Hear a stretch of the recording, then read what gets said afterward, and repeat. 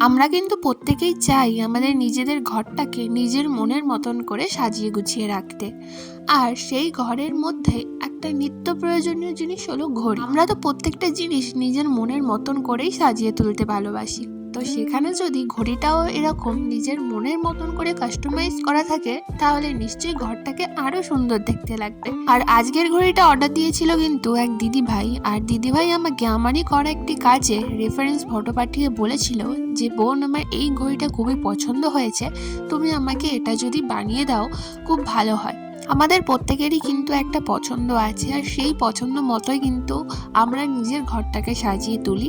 ঠিক সেই মতো এই দিদিভাই কিন্তু পছন্দ করেছিল এই ঘড়িটাকে, যেটা সে তার ঘরটাকে সাজিয়ে তোলার জন্য আমার কাছ থেকে নিয়েছিল। ঘড়িটা পুরোটা কাস্টমাইজ করার পর তোমরা অবশ্যই তার ফাইনাল লুকটা দেখে বলে যেও যে তোমাদের ঘড়িটা কেমন লাগলো। আর তোমরাও যদি নিজেদের ঘরটাকে সাজিয়ে রাখার জন্য তোমাদের নিজেদের মনের মতন করে ঘড়ি কাস্টমাইজ করাতে চাও, তাহলে অবশ্যই কিন্তু আমার সাথে যোগাযোগ করতে পারো।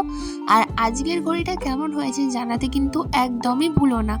আর এছাড়াও তোমরা যে কোনো জিনিস সারা জীবনের মতন প্রিজার্ভ করে রাখতে চাইলে অবশ্যই কিন্তু আমার সাথে যোগাযোগ করতে পারো। তো আজকের জন্য এইটুকুই, টাটা।